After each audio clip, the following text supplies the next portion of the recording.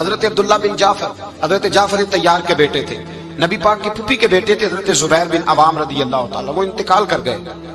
ان کا جب وصال ہوا تو 10 لاکھ دینار کا قرضہ تھا ان پر، اور جو زمین انہوں نے چھوڑی وہ زمین بنجر تھی۔ لو سن لے، جن پر قرضہ چڑھا ہوا ہے وہ نسخہ بھی سن لے، جن پہ قرضے ہیں نا، جو تنگ دست ہیں، جو روز رکے بھیجتے ہیں دعاؤں کے کہ بڑی پریشانی ہے، وہ وظیفہ سنیں، وہ وظیفہ سنیں۔ ہمارے زمانے میں وظیفے لینے کا رواج نہیں، تویز لینے کا رواج ہے۔ لینا چاہیے، تویز بری چیز نہیں، اچھی چیز ہے، لیکن زیادہ کام برکت والا کیا ہے؟ اللہ اللہ کرنا۔ کیا کام ہے؟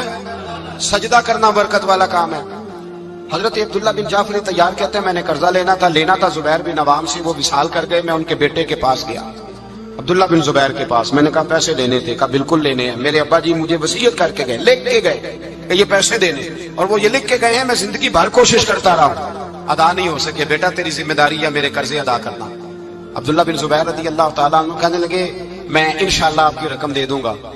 تو عبداللہ بن جعفر تیار کہنے لگے بھائی ہم دونوں آپس میں ہیں، کوئی شے نہیں چھوڑ کے گئے آپ کے ابا جی، کوئی چیز نہیں۔ توجہ ہے میری بات پر؟ یہ صحابہ کا ذرا انداز دیکھیے گا بندگی کا، کوئی چیز نہیں چھوڑی۔ حضرت زبیر بن عوام کہنے لگے ایک زمین کا ٹکڑا ہے، وہ بھی بنجر ہے، اس میں بھی کوئی کھیتی نہیں اگتی، سبزہ نہیں ہوتا، بنجر ہے، پانی کوئی نہیں، اور وہ اتنی خشک ریتلی زمین ہے کہ بڑا مشکل کام ہے وہاں سیراب کرنا، بے آباد زمین ہے۔ حضرت سیدنا عبداللہ بن جعفر کہنے لگے تو اس طرح کر، وہ مجھے ساری نہ دے، اس میں سے تھوڑی سی مجھے دے دے، میں 10 لاکھ دینار کے عوض وہی رکھ لیتا، تیرے باپ کا قرضہ ادا ہو گیا، دے تو صحیح۔ انہوں نے کہا کیا کریں گے، وہ تو کسی کام کی نہیں، چند کوڑیوں کی بھی نہیں، فرمایا مجھے دے دو، میں جانوں اور میرا کام جانے۔ او بھائی یہ تھے بندگی والے لوگ، یہ تھے جن کا رب سے رشتہ ہے، جنہوں نے حضور کے صلی اللہ علیہ وسلم کے پاس بیٹھ کر بندگی سیکھی تھی۔ کہتے زمین کا ٹکڑا لے لیا، بنجر بے آباد ریتلی زمین، جب میرے حصے میں آئی پہلے دن اپنے غلام سے کہنے لگے جو جگہ تجھے زیادہ سخت لگتی ہے نا وہاں میرا مصلی بچھا دے، جو تجھے زیادہ بنجر بے آباد لگتی ہے وہاں مصلی بچھا۔ غلام نے مصلی بچھایا تو عبداللہ بن جعفر نے اللہ اکبر کہہ کے نیت باندھی۔ یہ حضرت جعفر تیار کے بیٹے حضرت علی کے بھتیجے، انہوں نے نیت باندھی، نماز کی، سر سجدے میں رکھا، رونے لگے، کہنے لگے اللہ میں بھی تیرا بندہ اور جس سے لینے تھے وہ بھی تیرا بندہ، خدا بندہ ہمارے درمیان مہربانی فرما، کرم نوازی کر، رحمت کا فیصلہ فرما۔ اتنا روئے کہ مصلی بھیگ گیا۔ کہتے اتنا تڑپ رہے تھے کہ صحابہ اکٹھے ہو گئے ان کے گرد، مصلی بھیگ گیا۔ جب بھیگا ہوا مصلی نماز مکمل کر کے اٹھایا نا، کہتے مصلی اٹھایا تو نیچے سے اللہ نے پانی کا چشمہ جاری فرما دیا، اللہ نے پانی کا چشمہ جاری کر دیا۔ فرمایا بناؤ حوض، کرو کھیتیاں سیراب۔ فرماتے ہیں جہاں ایک درخت نہیں اگتا تھا اللہ نے پورا باغ اگا دیا، جہاں ایک پھل نہیں ہوتا تھا وہاں عالی شان پھل لگ گئے، قرضے بھی ادا ہوئے۔ حضرت زبیر بن عوام کے بچوں کے پاس مال دولت بھی بچ گیا۔ لوگ جب کہتے ہیں یہ ساری کس چیز کی برکت ہے، اور فرماتے ہیں یہ ساری سجدوں کی برکت ہے، یہ رب کی بندگی کی برکت ہے، یہ اس کی بارگاہ میں نماز پڑھنے کی۔ مسلمان توجہ نہیں کرتا، توجہ نہیں۔ جاگ رہے ہیں آپ حضرات؟ یہاں کوئی حکومت اعلان کرے نا کہ ہر نماز کے بعد 500 روپیہ، کتنا جی؟ میرے خیال کسی بھی نہیں ہونا مسجد۔ اور خدا کے بندو بات سمجھو، رب فرماتا ہے تو مسجد آدھا میں تجھے برکت عطا کروں گا، میں تجھے برکت دوں گا۔ میں ایک صحابی کہتے ہیں مجھے اکثر یہ حضور کا فرمان سنتا تو میرے دل میں خیال آتا آخر اللہ کس طرح برکت دیتا ہے اللہ آخر۔ ایک صحابی کہتے ہیں نبی پاک صلی اللہ تعالیٰ علیہ وسلم نے فرمایا عبادت کرو اللہ برکت دے گا۔ میرے دل کے اندر خیال آیا کس طرح، آخر اللہ کس طرح سے نوازتا ہے، اعلان کیا ہے؟ کہتے میں یہ بات سوچ کے نا تو مجھے قضائے حاجت کی حاجت ہوئی، پخانہ پیشاب کے لیے میں نکلا تو ایک جگہ دور جا کے میں بیٹھا کھیتوں میں، دور جا کے کہتے میں پیشاب کر رہا تھا تو ایک چوہا اپنے بل سے نکلا اور ایک ہیرا میرے پاس رکھ گیا، میں پیشاب کر رہا ہوں، کہتے پھر گیا اندر تو ایک ہیرا اور رکھ گیا، پھر گیا تو پھر رکھ گیا، پھر گیا تو پھر رکھ گیا، کہتے 15 ہیرے چھوڑ گیا۔ اب میں فارغ ہوا، وہ ہیرے اٹھائے گھر نہیں لے کے گیا، مسجد نبوی میں گیا کہ حضور سے پوچھوں میرے لیے جائز بھی ہے کہ نہیں، بلوں سے نکل رہے ہیں، بلوں سے پیسے نکل رہے ہیں، ہمارے سارے بلوں میں چلے جاتے ہیں، بلوں سے پیسے آ رہے ہیں صحابہ کو، برکت دیکھیں عبادت، بلوں سے پیسے آ رہے ہیں، بل سے۔ فرماتے ہیں میں وہ ہیرے اٹھائے تو در رسول پہ، جب میں نے پہلا قدم رکھا نا مسجد نبوی میں تو تو مجھے بتانا نہیں پڑا، میرے مصطفیٰ نے میرا چہرہ دیکھا اور مسکرا کے فرمایا پتہ چلا ہے اللہ کس طرح نوازتا ہے، خبر ہوئی ہے اللہ کس طرح نوازتا ہے؟ فرمایا رب کی بارگاہ میں جھکے رہو، وہ تمہیں وہاں سے دے گا تمہارا گمان بھی نہیں گیا ہوگا، اس کے حضور تو آؤ، اس کی جانب تو توجہ کرو۔ بندگی کی اپنی ایک لذت ہے، سجدے کا اپنا ایک ذائقہ ہے۔ اگر آپ نبی کریم سید عالم صلی اللہ تعالی علیہ وسلم کی عبادات کو ملاحظہ کریں نا تو سرکار کی زندگی میں کثرت ہے عبادت کی۔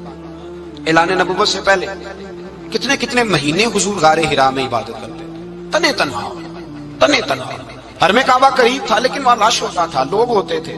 فرمایا میں اکیلے میں اپنے رب کو منانا چاہتا ہوں۔ کتنے کتنے ایام حضور غار حرا میں عبادت کرتے۔ پھر صحابہ کرام علیہم رضوان فرماتے ہیں کہ مدینہ منورہ میں حضور کا یہ رنگ ہوتا، اتنے لمبے سجدے کرتے کہ لگتا روح مبارک کی پرواز کرتے، اتنے لمبے سجدے کرتے۔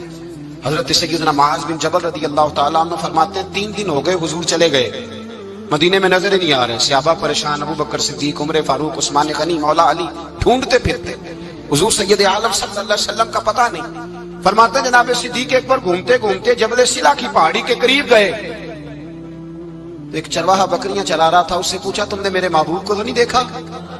تو کہنے لگا مجھے نہیں پتا تمہارے محبوب کون ہے۔ ایک آدمی آج 3 دنوں سے غار میں رو رہا ہے، اتنی شدت کے ساتھ روتا ہے کہ میری بکریاں جا کے غار کے سامنے بیٹھ جاتی اور بکریاں بھی روتی ہیں، میں بڑا کھینچتا ہوں پر لوٹتی نہیں، رات کو گھر لے کے جاتا ہوں تو جاتی نہیں، سویرے باڑے سے نکالتا ہوں تو دوڑی ہوئی آتی، پھوٹ پھوٹ کے روتی ہیں، لیکن حال یہ ہے کہ دودھ پہلے سے بھی زیادہ دیتی ہیں۔ حضرت ابو بکر صدیق کہنے لگے یہی تو میرے رسول پاک علیہ الصلوۃ والسلام کے نبی ہونے کی علامت ہے۔ اس صحابہ کو بلایا، 3 دن سے حضور سجدے میں، کتنے دنوں سے؟ یہاں سجدہ لمبا ہو جائے تو امام کے پیچھے لوگ بھاگنے لگتے ہیں کہ صاحب آپ تو فارغ ہیں، مجھے تو ڈیوٹی پہ بھی جانا تھا۔ 3 دن سے حضور سجدے میں، اتنا طویل سجدہ، اتنا طویل۔ صحابہ کہتے ہیں قدموں میں جا کے لگے، محبوبہ بس کریں آ جائیں۔ حضور نے فرمایا رب نے سورہ ہود نازل کر دی ہے، سخت حکم آ گئے۔ وہ کہتا ہے میں تیری امت سے حساب پوچھوں گا، میں اپنے رب کو منا رہا ہوں، بکر جاؤ مجھے منا لینے دو۔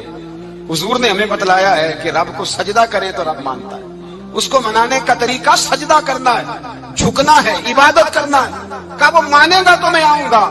تڑپ گئے صحابہ۔ اور ایک روایت ایسی بھی ہے کہ جب بات نہ بنی تو حضرت فاطمہ سے عرض کیا۔ حضرت فاطمہ شام کا سناٹا چھایا، اپنے آپ کو کپڑوں میں لپیٹا، دائیں بائیں شہزادوں کے لیا تو حضور کی بارگاہ میں گئی، کہنے لگی محبوبہ بس کریں گھر آ جائے، مدینہ سونا ہو گیا ہے، مسجد نبی کی دیواریں بھی روتی ہیں، یا رسول اللہ ستون مجھ سے آپ کا پوچھتے ہیں گھر آئے۔ نبی پاک نے فرمایا فاطمہ تو بھی دعا کر، میں بھی دعا کرتا۔ حضرت فاطمہ بھی ساتھ والے کونے میں سجدے میں گر گئی، پھر دعا ہوئی، پھر التجا ہوئی۔ حضرت جبریل آئے، کہنے لگے محبوبہ رب کہتا ہے سار اٹھاؤ، وَلَسَوْفَ يُؤْتِيكَ رَبُّكَ فَتَرْضَىٰ، اللہ فرماتا ہے میں آپ کو اتنا دوں گا کہ آپ مجھ سے راضی ہو جائیں۔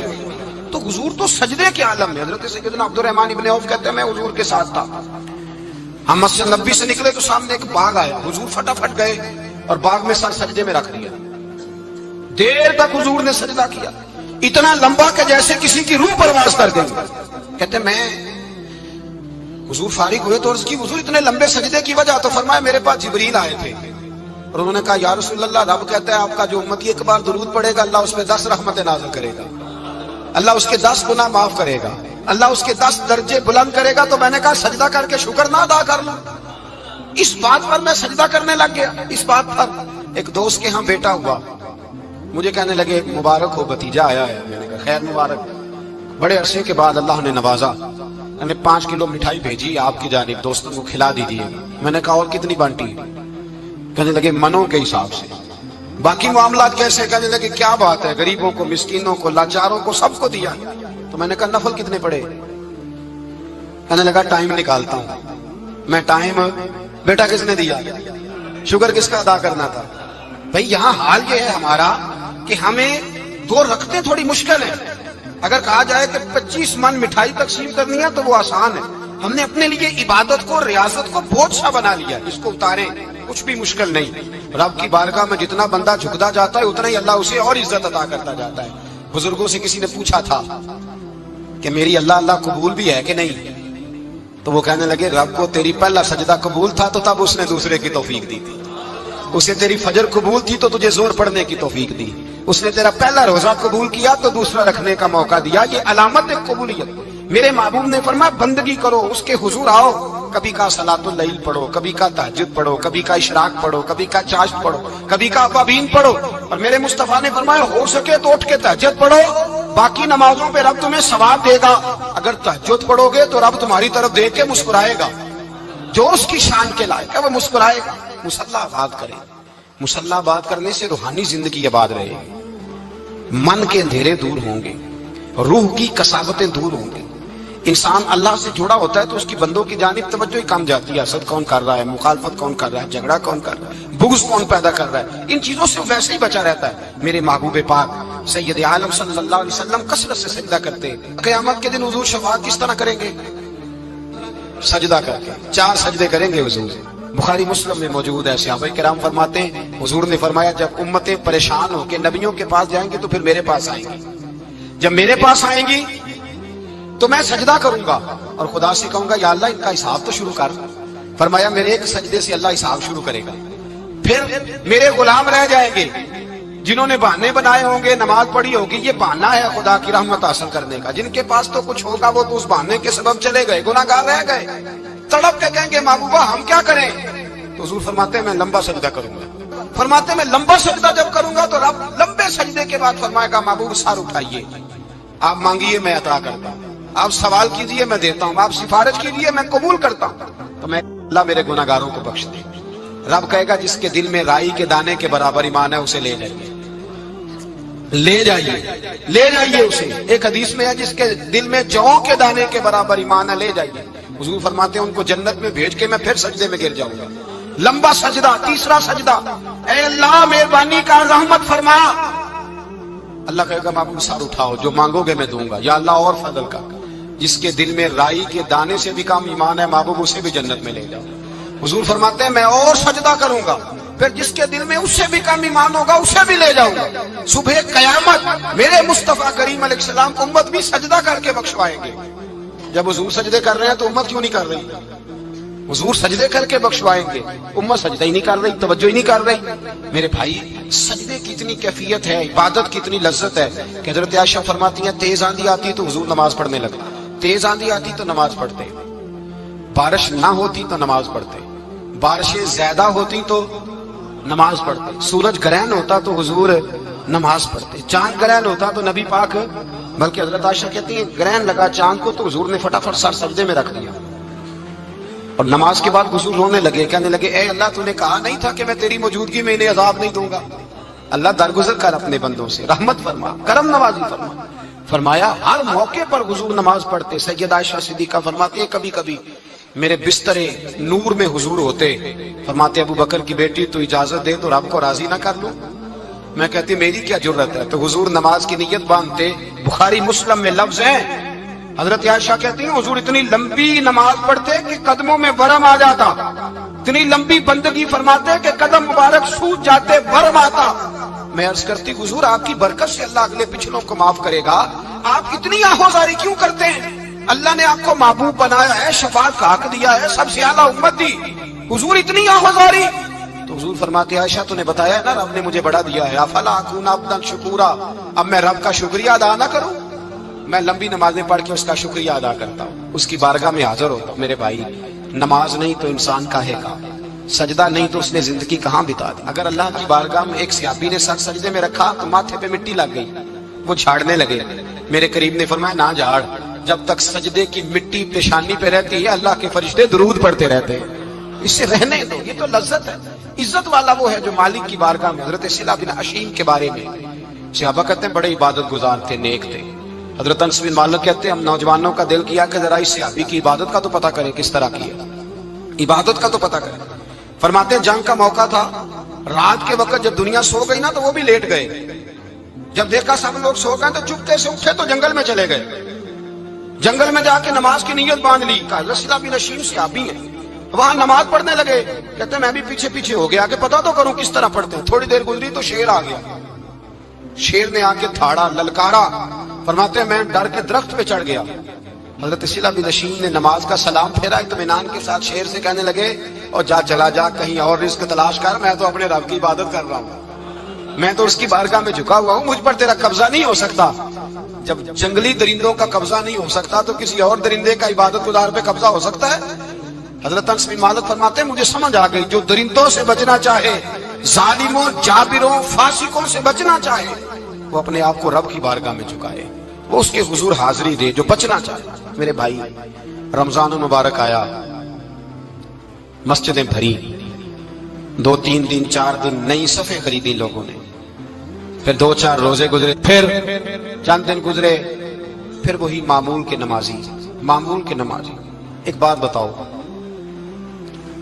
گکھڑ میں نا 4-5-6 قبرستان ہیں، ان قبرستانوں کی تختیوں کو کبھی پڑھیں جا کے، ایسے لوگ آپ کو ملیں گے جن کی وجہ سے حکومتیں چلتی تھیں، وہ سو گئے تو پیچھے کام بند ہو گیا۔ کیا ہوا؟ کام چل رہا ہے کہ ختم ہو گیا؟ بیٹا جس کا گزارا نہیں نہ ہوتا باپ کے پاس، وہ کہتا ہے میں جی نہیں سکوں گا، وہ بھی جیتا ہے اور کھول کے جیتا ہے۔ بی بی کہتی ہے میرے تو سر سے تاج اٹھ گیا، زندگی کیسے گزرے گی؟ کچھ بھی نہیں ہوتا، سب ہوتا۔ 20-20 سال عورتیں بیوہ کی زندگی گزار کے چلی جاتی ہیں۔ یہ جو ہم نے اپنے اوپر بہت زیادہ بوجھ رکھا ہوگا نا، جھوٹ بولتے ہیں بہت سارے لوگ، مجھے وقت نہیں ملتا نماز کا، یہ بہت بڑی جرت ہے، بہت بڑی۔ مجھے میرا کوئی دوست کہے نا میرے پاس ٹائم نہیں آپ کے پاس آنے کا، تو ہو سکتا ہے میں بگڑ جاؤں، تو کیسا یار ہے، ملنے کا ٹائم نہیں تیرے پاس؟ وہ میرے بھائی تو اللہ سے ہی کہہ رہا ہے کہ میرے پاس ٹائم نہیں تیرے پاس آنے کا، اور اب سے ہی کہہ دیا تو نے، اللہ سے ہی کہہ دیا ہے۔ نماز اتنا ضروری کام کہ حضور کا وصال کا وقت آیا، عین اس وقت بھی حضور نے فرمایا میری 2 باتیں یاد رکھنا۔ حضور کیا فرمایا کہ غلاموں سے اچھا سلوک کرنا، دوسرا اپنی نماز کی حفاظت کرنا، اسے چھوڑنا نہ۔